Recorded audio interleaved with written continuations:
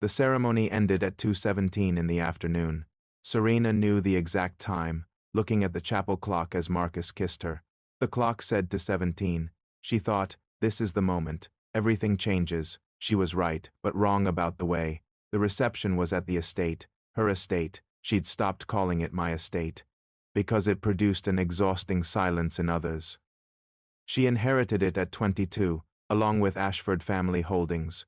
Under her management, the portfolio grew remarkably, noted by the financial press. 30 years old, she ran the Ashford Group for 8 years. Without family guidance, her family wasn't structured to provide that support. Her mother, Diane, provided complications. 30 years of a relationship Serena spent her adult life trying to understand. Diane understood beauty as capital, deploying it throughout her life. She married well twice, divorced poorly. For 6 years, she lived in the guest wing on an allowance Serena increased, simpler than difficult conversations. Serena told herself it was generosity. Now she understood it was avoidance, dressed in a more dignified name. Marcus Webb arrived 14 months ago, introduced at a charity gala. He was described as someone you should know, 33, founder of a construction firm, known for doing work correctly and on time, a rare competitive advantage. He was charming, attentive, consistent. On their 4th date, he told Serena she thought uniquely. She received it as the compliment intended, believing him completely. She believed many things about Marcus, things she was about to stop believing. The reception had been running for 25 minutes. She told Kezia, her maid of honor, she needed 5 minutes. The morning had been 14 hours long. Her dress required structural engineering. Her feet were protesting. 5 minutes in the house. She'd be back before the first toast. The path from the tent to the house cut through the formal garden. Her grandmother designed it. Serena maintained it, one of the few inheritances without obligations. It was late afternoon in October. She was thinking about her toast, what to say. She decided to speak without notes, trusting the moment. She walked around the east wing of the house toward the side entrance. She heard them before she saw them. She was not supposed to hear anything, but sound carried through the old house in specific ways. The east wing corridor channeled sound from the library out through a window, always slightly open. She heard her mother's laugh. Diane's laugh was unmistakable, low, specific, knowing the effect it produced. She heard a man's voice that she recognized. She stopped walking. The library window was 3 feet away. She did not look immediately. She stood in the October garden, with amber light around her, her mother's laugh in the air, she thought. No, clearly, specifically, the way she thought the true things she did not want to be true. Then she looked. The library, usually her favorite room, with floor-to-ceiling shelves, a leather sofa, and west-facing light. She spent many evenings there, in chosen solitude. Marcus was in that room. Diane was in that room. They were not reading. Serena stood at the window for a long moment. Time stretched as her mind received information her body hadn't processed. Her eyes delivered data. The rest of her was not ready. She looked at them and thought, so this is what the clock was marking. She did not make a sound. She turned and walked back through the garden the way she had come. With the specific, deliberate pace of someone who has decided that whatever comes next requires composure, caterers moved between the kitchen and tent. A server nodded to her. She nodded back. She walked into the house through the north entrance, away from the library. She found a small sitting room. On the 2nd floor, she used it as an office overflow. She closed the door and sat down. She looked at the estate grounds below, the tent, 300 people, the band, the flowers. She thought about what to do next. She was not crying. She noted this with detachment. She had cried at other moments, her grandmother's funeral, a past breakup, a difficult acquisition. She was not crying now. What she felt was the cold clarity of a woman whose understanding had revised. Her situation substantially revised in 3 minutes. She was reorganizing accordingly. She called Kezia. I need you, she said. 2nd floor sitting room. Now, don't tell anyone. Kezia arrived in 4 minutes. She came through the door and looked at Serena's face. Her expression shifted from social to something more fundamental. The face of a woman who knew Serena. What happened? Kezia said. It was not a question. Serena told her. She told her clearly and specifically, without additional language, because the situation did not require it. It was precise enough on its own. Kezia sat down. She was quiet for a long moment. "Tell me what you want to do," Kezia said finally. "I don't know yet," Serena said. "I'm working on it." "Okay," Kezia said. "I'm here, outside," the reception continued. Kezia Williams had known Serena Ashford since they were 8 years old, through grandmother's death and running the company. Over 22 years, Kezia developed the capacity to be present in the particular way Serena needed. She sat across from Serena, not speaking, not reaching for her phone, just being accurately present. Serena, a black woman in her early 30s, stood at the window, her back to Kezia, in a luxurious bridal suite. The reception tent was visible, white against the October lawn, string lights beginning to glow as afternoon light shifted. She could see the dance floor, tables arranged as approved, and the flowers she had asked for. After a sufficient silence, Kezia asked, "How long?" Serena replied, "I don't know. That's one of the things I don't know." Kezia gently pressed, "What are the things you do know?" Serena turned from the window, "That it's real, that I saw what I saw. I've been in a room with both of them 100 times, and there was nothing I saw that told me. Either I wasn't looking, or I was looking and choosing not to see. I don't know which is worse." Kezia responded, "They're equally bad for different reasons." Serena agreed, "Yes, that's accurate." She looked at her hands in her lap. At the diamond solitaire ring Marcus had described as the simplest beautiful thing.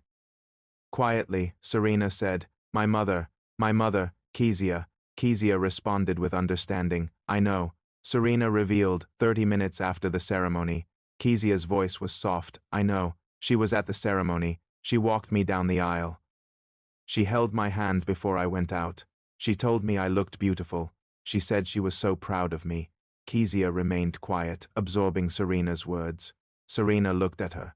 "I need you to tell me something." Kezia responded immediately. "Anything. Did you know?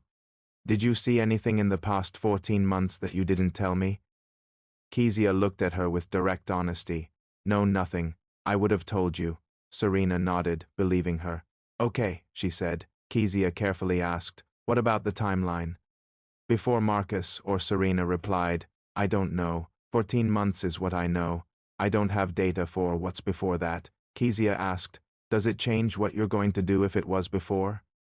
Serena thought about this. "No, the category is the same regardless of the duration. The duration just changes how angry I'm allowed to be." Kezia affirmed, "You're allowed to be as angry as you are. The duration doesn't set the limit on that." Through the window, the band shifted to a slower tune. Guests moved toward the dance floor. She saw Marcus's brother and her aunt and cousins from her grandmother's side, who maintained a warm connection.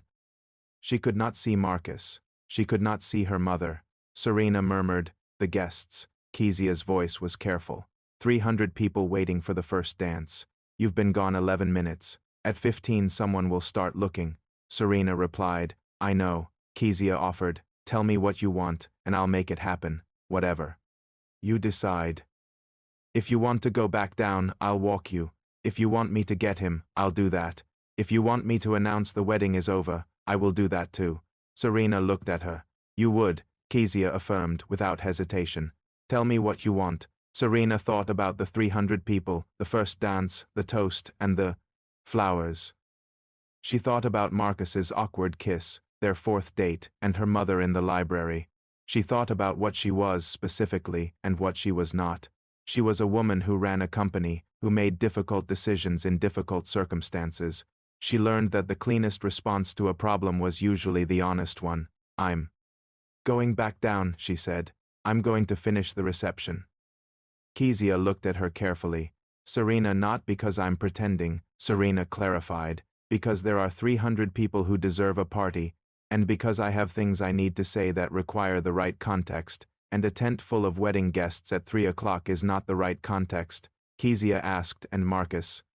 Serena replied, "Marcus will be dealt with, thoroughly, later." "Your mother?" Kezia asked. After a pause, Serena said, "Also later, also thoroughly." She stood, smoothing the dress she had chosen to feel like the specific version of herself. She looked in the mirror above the mantelpiece. She looked like a bride. She looked like a woman who had received information and decided to be adequate to the situation. "Fix my face," she said to Kezia. Kezia fixed her face. They went back downstairs. Marcus was at the edge of the tent, speaking with his best man. He looked up when she appeared. His expression did the thing she had always read as relief at seeing her, but now with new understanding. She understood now what the relief was actually about, and it had nothing to do with missing her. She smiled. At him, it was a full, real-looking smile. She knew how to smile. "There you are," he said. "I was starting to worry." "Shoes," she said. "I needed a moment." He reached for her hand. She gave it to him. She thought, "Enjoy this, enjoy it now, because in approximately 3 hours the version of your life is going to end, and you are not going to see it coming, and when it comes it is going to be complete." The band played, the guests sate and drank. The afternoon moved toward evening. Serena Ashford danced and toasted and embraced relatives and thanked caterers.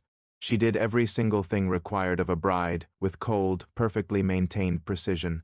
A woman who had already decided what happened next and was simply waiting for the correct moment. She did not speak to her mother. She did not speak to Marcus about anything other than the surface. She waited. The last guest left at 9:47. Serena had been counting down to the end of things she needed to endure, not with visible impatience. She signed paperwork and thanked the staff. The tent became a structure, not an event. Marcus was speaking with his brother near the bar. She watched them from across the clearing. Her mother was on the far side of the garden, sitting with a glass of wine. Her posture suggested she was waiting to be forgiven. Serena walked to Marcus first. "I need to speak with you," she said, inside. Now, Marcus read something in her face, a directness that told him this could not be deferred. "Of course," he said. They walked to the house, to her study, a room that had been a working room for 2 generations. She closed the door. She stood on one side of the desk. He stood on the other. "Serena," he started. "Don't," she said. "Please don't start the conversation. I'll start it." He closed his mouth. "I went to the house at 2:42, she said.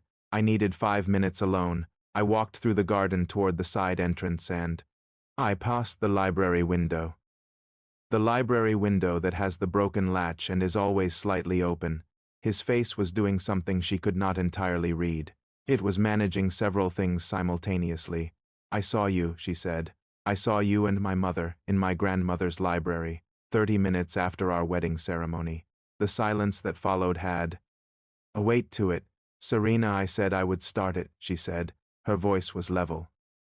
"I'm going to tell you what I know, and then you're going to tell me the truth. Not a version of the truth. Not the version that minimizes or contextualizes, the actual truth." "How long?" she said. A long pause. "For months," he said. She absorbed this. "For months," she repeated. "It started," he stopped. "It was a mistake. It started before or after you asked me to marry you." A pause that told her everything. "After," he said. 3 weeks after." She looked at the window. Outside the garden was dark and the catering team's lights were moving around the tent. 3 weeks after. He had proposed on a Saturday in July, and 3 weeks after that, something had begun. "Did she pursue it?" she said. "Or did you?" He was quiet for a moment. "It was." He stopped. "We were both." "That's not an answer," she said. "She made the first move," he said. "I didn't. I should have stopped it immediately." She thought about Diane in the garden, and the conversation she had been avoiding. "Why?" she said. "Not what she did. You, why?" He was quiet, looking for the true answer. "I think I was afraid," he said, "of the scale of what this was, of belonging to your world. I looked for something smaller and she was available and I was weak. That's the truest version I have." "You were afraid of my world," she said. "So you went to my mother." She paused. "You have no idea what that sounds like from where I'm standing." He looked at his hands. "I need you to leave this room. I need you to go to wherever you'll stay tonight. Your brother's, a hotel, I don't care, and I need you to not contact me. My attorney will contact your attorney tomorrow, Serena." "I'm not asking," she said. "This conversation is over. There will be other conversations through attorneys, and they will be thorough and produce the correct outcome. But this conversation, the one we're having in this room right now, is over." He stood at the desk, understanding that the door through which he had walked was closing behind him. I'm sorry, he said. I know you are, she said. That's not the same as it being fixable. He left. She stood at the desk after the door closed, and she was very still for a moment. She was not crying. She noted this again with the same detached observation she had applied earlier. She thought she might cry later in the specific private way of someone who processed grief on their own schedule. Later, not now. Now she had to speak to her mother. She poured herself a drink from the decanter on the sideboard, her grandmother's whiskey. She drank half of it and she set the glass down and she went to find Diane. Her mother was in the garden. She was still at the table, still with the wine, still with the posture that was slightly too composed for innocence and slightly too careful for guilt, the posture of a woman who had been managing her own difficult situations. For 30 years, she looked up when Serena came across the garden. Serena, she said. Not yet, Serena said. She sat down across from her mother at the table. She put her hands flat on the surface and she looked at Diane Ashford and she thought about 30 years. How long have you known Marcus? Serena said. Not how long you've been involved. How long before I brought him home? Her mother was quiet. I met him at the charity gala, she said. 3 months before you did. Serena looked at her. You met him 3 months before I did and said nothing. I didn't know he would, don't, Serena said. Her mother looked at the wine glass. This is the thing I need to say to you, and I need you to hear it completely. Not the version of it you can manage or contextualize, the complete version. Diane looked at her.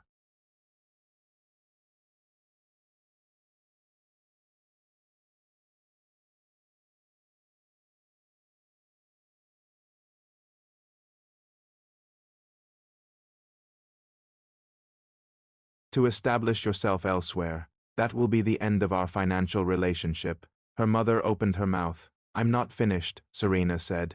The financial relationship ending is not the end of every relationship. I am your daughter. I am not interested in performing estrangement for the rest of my life, but I am not willing to continue the arrangement we have had, which has required me to look away from what you are. If you want a relationship with me that is based on what's actually true between us, that is something we can build. It will take time. It will require honesty from you that I have not previously received. She stood 2 weeks, she said, and walked back to the house without looking back.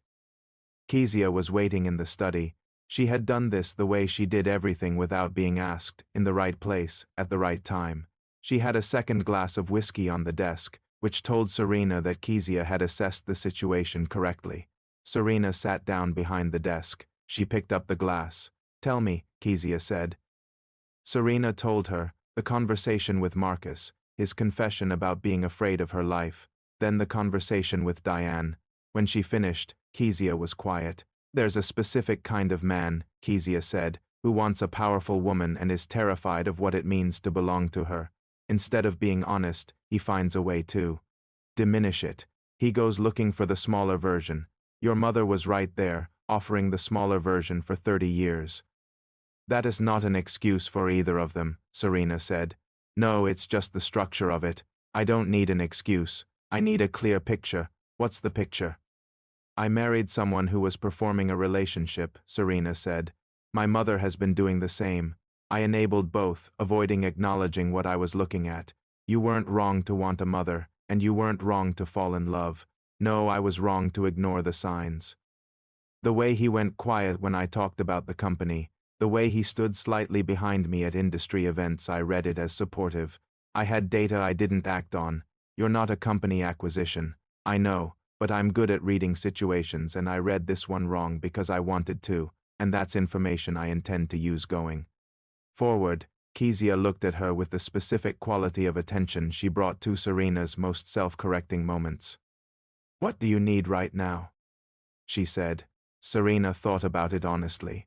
I need to call my attorney, she said. Tonight. I know it's late. Thomas will pick up. And after that? After that, I think I need to sleep, if that is possible. She paused. And tomorrow I need to tell the board before anything leaks. There will be people who saw things tonight. The story will move. I need to be ahead of it professionally before it arrives. You rethinking about the company, Kezia said. I'm always thinking about the company, Serena said. That's not avoidance. The company employs 400 people and has obligations, and the Ashford name, which is my name, is attached to it. What happens in my personal life is not separate from that. Okay, Kezia said. What else? Serena was quiet for a moment. She looked at the room, her grandmother's desk, her grandmother's books. The decanter of whiskey that she kept refilled as a specific tribute. She thought about Vivian Ashford, who had built everything in this room over 40 years, and who had left it to her at 22 with the specific belief that she would know what to do with it. I think I need to be in this room for a while, she said, without deciding anything else tonight. I'll stay, Kezia said. You don't have to, I'll stay, Kezia said, in the tone that closed that particular conversation. Serena called Thomas, her attorney, at 10:22. He was awake. Thomas was the kind of attorney who kept the hours that his clients required. He listened without interrupting and asked 3 specific questions and said he would have a preliminary framework to her by Monday morning. She thanked him and ended the call. She and Kezia sat in the study without speaking much. Tea appeared at some point. The October night did what it did, the specific cool of a season. She thought about the vows she had said with the clock above the door reading to 17. She had meant them. The meaning of a promise was partly determined by whether the person on the other side had been honest. He had not been honest. She had applied her full rigor to the company and less to her personal life. The personal life demanded its own adequacy. She would give it that now. I want to tell you something, she said to Kezia. Tell me. I'm going to be okay, she said, not as a reassurance, as a fact. I know who I am and what I need to do, and those things aren't changed by what happened today, informed by it, not changed. I know you are, Kezia said. The company is solid. Thomas is excellent. Professionally, I know what comes next. She paused. Personally is a longer process. You don't have to run it immediately. No, she agreed. Not immediately. The first thing she did the following morning was walk the estate grounds. The garden, the orchard, the path along the east wing. She walked it without looking at the library window. She walked back and thought, I am adequate to this. She went inside. The attorney called at 8:15. She was ready. The board notification went out at 10. 3 board members called. She said the same things to each of them. By noon the first media inquiry arrived. Thomas's statement was ready. By 2 o'clock she had moved her things from the room she had shared with Marcus into the master bedroom. She did it herself. Kezia came at 3. How are you? She said, at the door. Working, Serena said. Not what I asked. Serena looked at her. She thought about the honest answer, which was more complicated than the working answer but was what Kezia was asking for. I'm angry, she said, specifically angry about specific things, and that's correct. Because the things are worth it. She paused, and underneath the anger I'm sad. About the version of the next 30 years I was imagining 3 days ago. That version doesn't exist. That's grief, Kezia said. Yes, I'm having it, right now in this room. I'll have it in other rooms too, and it will take the time it takes. But I'm going to keep running the company and making the decisions, because those things require me, and I'm not going to let grief stop me from being adequate to them. Kezia sat down across from her. Your grandmother would recognize you right now, she said, in the best possible sense. Serena thought about Vivian Ashford. She thought about a woman who had built the entire structure of the life that Serena had inherited, who had done it without complaint, without performance, without requiring anyone else to acknowledge how difficult it was. I hope so, she said. She would, Kezia said. I promise. Outside, the October afternoon was doing what it did, moving toward evening, the light shifting, the season continuing its process of becoming something else. The estate was quiet. The tent was gone. The grounds looked exactly as they had looked 2 days ago and would look 2 days from now. Serena poured 2 glasses from the decanter and gave one to Kezia. They sat in the study and drank her grandmother's whiskey and did not perform anything. Not composure, not grief, not the social version of having been through something. They were present for each other the way they had been present since they were 8 years old. The specific, durable, honest way of 2 people for whom honesty was not a choice but a condition. Thank you, Serena said. For today, you would have done the same. I know, but you did it first. The afternoon moved toward evening. The estate held. Serena Ashford sat in her grandmother's study, in her grandmother's chair, behind her grandmother's desk, and she thought about what came next with the specific, clear-eyed attention of a woman who had always known how to be adequate to the things in front of her. And who was, today, for the first time in 14 months, looking at those things without a performance obscuring the view. She could see clearly now. She intended to keep it that way.